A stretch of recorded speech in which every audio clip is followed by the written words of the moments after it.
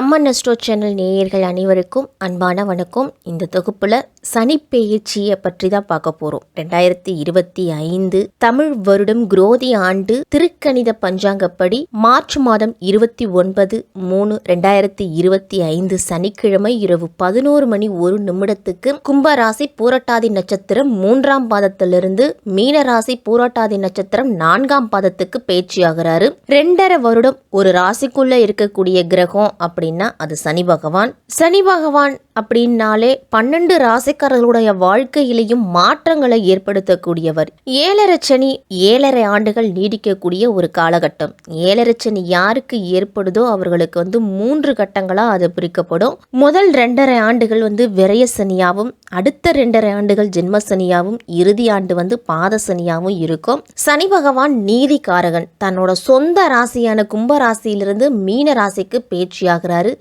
ஏற்கனவே மீனத்துல ராகு பகவானும் இருக்கிறாரு. அப்ப ராகுவோட போய் சனி சேர போறாரு.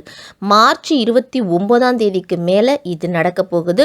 மே 18ஆம் தேதிக்கு பிறகு மீனத்துல இருக்கக்கூடிய ராகு கும்பத்துக்கு போக போறாரு. அப்ப இந்த 1.5 மாத காலகட்டம் ராகு பகவானும் சனி பகவானும் சேர்ந்து இருக்கக்கூடிய காலகட்டம். இதனால மிகப்பெரிய கண்டம் நீங்குது அப்படின்னு தான் சொல்லணும். தொடர்ச்சியா ராகு பகவானும் சனி பகவானும் இணைஞ்சிருந்தாங்க அப்படின்னா மிகப்பெரிய பாதிப்பு அனைத்து ராசிக்காரர்களுக்குமே இருக்கும்.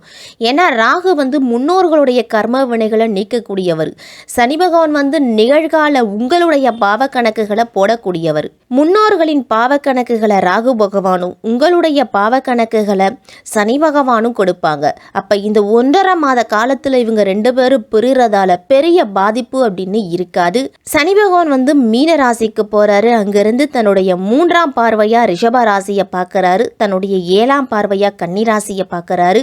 தன்னுடைய 10ஆம் பார்வையா தனுசு ராசியை பார்க்கிறாரு. இதனால மேஷம் முதல் மீனம் வரை இருக்கக்கூடிய 12 ராசிக்காரர்களுக்கும் எந்த ராசிக்கு என்ன பலன் கிடைக்க போகுது அப்படிங்கிறத நம்ம விரிவாவே பார்ப்போம்.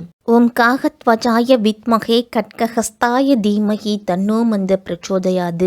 மகர ராசிக்காரர்களுக்கு இந்த 2025 மார்ச் மாதம் 29ஆம் தேதி வரக்கூடிய சனி பெயர்ச்சி உங்களுக்கு எப்படி இருக்க போகுது, என்னென்ன பலன்கள்லாம் கிடைக்க போகுது அப்படின்னு தான் தெரிஞ்சுக்க போறோம். சிகரம் ஏறப்போகும் மகர ராசிக்காரர்களே, பல காலமா ஏங்கி தபிச்சுக்கிட்டு இருந்ததுக்கும் நீங்க பட்ட கஷ்டத்துக்கும் முடிவு காலம் பிறக்கக்கூடிய பெயர்ச்சியா இந்த சனி பெயர்ச்சி அப்படிங்கிறது இருக்கும்.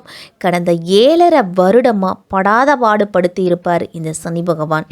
திக்கு தெரியாத காட்டில் சிக்கி தபிச்சிருப்பீங்க. பண இழப்பு, தொழிலில் நஷ்டம், கொடுத்த பணம் வராது, தொழிலில் போட்ட பணம் கைக்கு வராது, நமக்கு வேண்டியவங்க கூட இல்லாமல் போயிருப்பாங்க, தேவையில்லாத வீண் பழிகள் வந்திருக்கும், பாவம் ஒரு பக்கம் பழி ஒரு பக்கம்னு சொல்லுவாங்க. அந்த மாதிரி தான் பட்ட அவமானம் அப்படிங்கிறது சொல்லி முடியாது. மதிப்பு மரியாதை அப்படிங்கிறது உறவுகளிடத்துல இருக்காது. உசுரை தவிர வேற எதுவுமே இல்லை அப்படின்னு தான் கடந்த 7.5 வருடமா மகர ராசிக்காரர்கள் வாழ்ந்துகிட்டு வரீங்க. சனி பகவான் நீதிகாரகன். இந்த 7.5 சனி காலகட்டத்தில் முக்கியமான சொந்தங்கள் கூட உங்களை பிரிஞ்சிருக்கும். தற்காலிக பிரிவாக இருக்கலாம், இல்லை நிரந்தர பிரிவாக கூட இருக்கலாம்.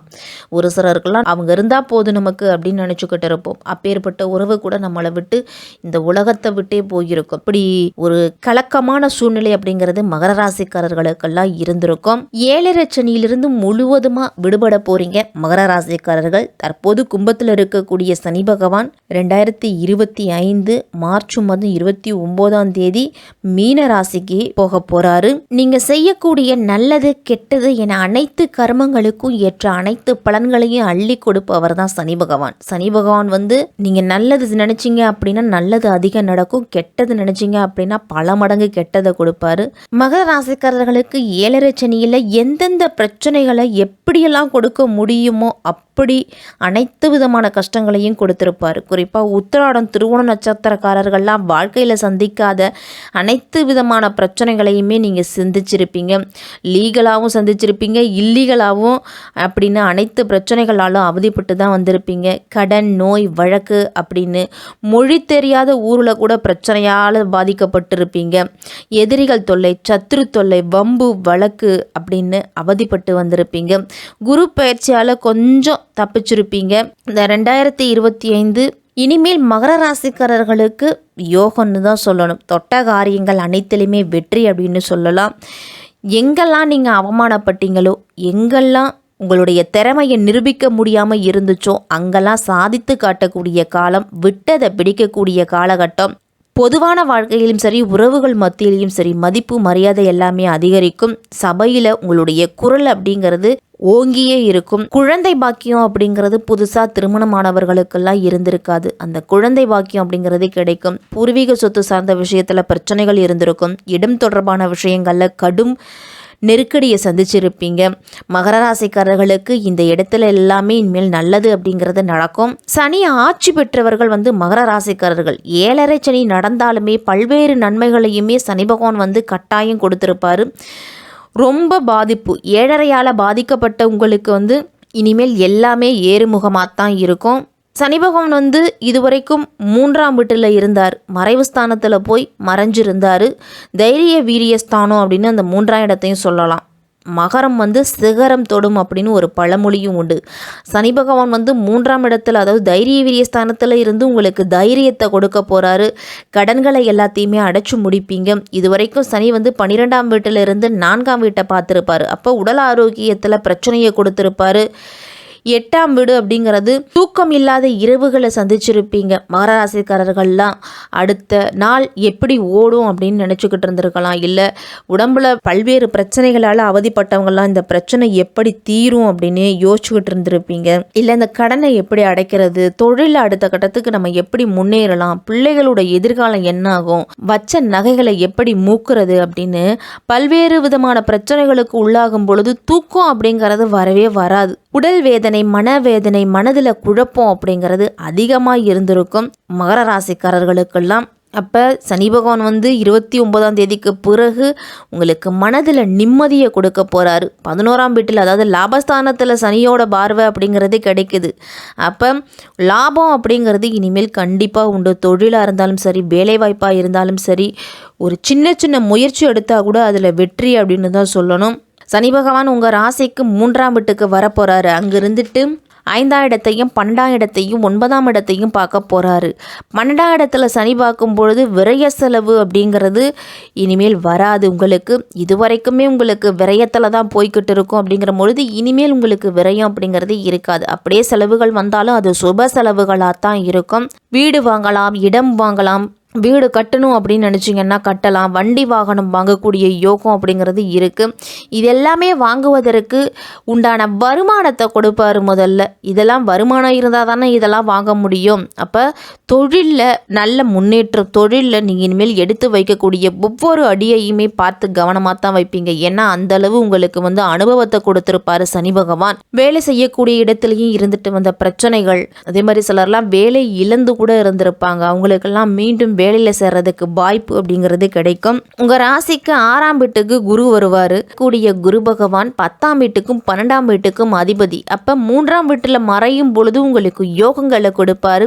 ராகு பகவான் தன வீட்டுக்கு, அதாவது 2ஆம் வீட்டுக்கு வராரு. அப்போ வார்த்தைகளில் மட்டும் நிதானம் அப்படிங்கிறது மகர ராசிக்காரர்களுக்கெல்லாம் தேவை. குடும்பத்திலையும் சரி, தொழில் செய்யக்கூடிய இடத்துலையும் சரி, வேலை செய்யக்கூடிய இடத்துலையும் சரி, வாக்குவாதங்களை தவிர்த்துக்குங்க. அடுத்தவர்கள் விஷயத்தில் தலையிட வேண்டாம். 5ஆம் இடத்துல சனியோட பார்வை இருக்கிறதால பிள்ளைகளை ஒழுக்கத்தோடு வளர்க்குறதுக்கு முயற்சி செய்யுங்க. அவங்கள உங்களுடைய கண்காணிப்புலேயே வச்சுக்குங்க. காசு இருக்குது அப்படின்னு தாம் தும்னு ஆட வேண்டாம். காசு இருக்கும் பொழுது அதை எப்படி நல்ல வழியில் பயன்படுத்தணுமோ அப்படி மகர ராசிக்காரர்கள் பயன்படுத்தணும். நீண்ட நாளாக உங்களுக்கு வரவேண்டிய பணம் அப்படிங்கிறது சேரும். ஆரோக்கியத்தில் மட்டும் கவனமாக இருங்க. வங்கி கடன் தொடர்பான விஷயங்கள்லாம் உங்களுக்கு எளிதாகவே கிடைக்கும். உங்களுடைய மனக்குறைகள், பாரங்கள் எல்லாமே குறையும். குடும்பத்தில் குழப்பம், பயம் இதெல்லாமே இருந்திருக்கும். அது எல்லாமே இந்த மார்ச் மாதம் 29ஆம் தேதிக்கு பிறகு தீரும். தவிர்க்க வேண்டிய விஷயம் அப்படின்னு என்னன்னு பார்த்தோன்னா, குழந்தை தொடர்பான விஷயங்களில் ஏறுமுகம் இருக்கும். 3ஆம் இடத்துல இருக்கக்கூடிய சனி 3ஆம் பார்வையாக உங்கள் வீட்டையே பார்க்குறாரு. அப்போ புத்திர ஸ்தானம், குழந்தைகள் ஸ்தானத்தில் கவனமாக இருக்கணும். முதலீடு சம்பந்தப்பட்ட விஷயங்களில் கவனமாக ஈடுபடணும். குரு பகவான் 6ஆம் வீட்டில் இருக்கிறார். அப்போ 2ஆம் இடத்துல ராகு வராரு. நீங்கள் பயன்படுத்தக்கூடிய வார்த்தைகளில் ரொம்ப கவனமாக இருக்கணும். மகர ராசிக்காரர்கள்லாம் வைராக்கியமாகவும் தங்களுக்கு பிடித்த விஷயங்களில் பிடிவாதத்தோடு செயல்படக்கூடியவங்க. எந்த ஒரு செயலை எடுத்தாலும் அதனோட எல்லை வர செல்லுவீங்க. அதனை ஆக்கப்பூர்வமாகவும் பயனுள்ளதாகவும் நீங்கள் பயன்படுத்தினீங்க அப்படின்னா வெற்றி உங்களுக்கு நிச்சயம். சனிப்பெயர்ச்சி அப்படிங்கிறது உங்களுக்கு அனுகூலமாக தான் இருக்குது. புத்திரக்காரகன் குரு 6ஆம் இடத்துல சஞ்சரிக்கிறதால குழந்தைகள் மீது கூடுதல் கவனம் அப்படிங்கிறத செலுத்தணும். 7ஆம் இடத்துல இருக்கக்கூடிய செவ்வாய் உங்கள் ராசியை பார்க்கறதால உடலில் உஷ்ணம் சம்பந்தமான பிரச்சனைகள் அப்படிங்கிறது அதிகரிக்கும். மகர ராசிக்காரர்களுக்கு இந்த சனிப்பெயர்ச்சி அப்படிங்கிறது பரிகாரமே தேவையில்லை. 2ஆம் இடத்துல இருக்கக்கூடிய ராகு, 6ஆம் இடத்துல இருக்கக்கூடிய குரு உங்களுக்கு எல்லா நன்மைகளையுமே செய்ய போகிறாரு. சனிக்கிழமையில் பெருமாள் வழிபாடு உங்களுக்கு எல்லா பலனையுமே கொடுக்கும். ஆஞ்சநேயரை வழிபட்டுட்டு வாங்க. தைரியமும் தன்னம்பிக்கையும் அதிகரிக்கும். ஏழைகளுக்கு உங்களால் முடிஞ்ச அன்னதானம், தான தர்மம் இதெல்லாம் செய்யலாம்.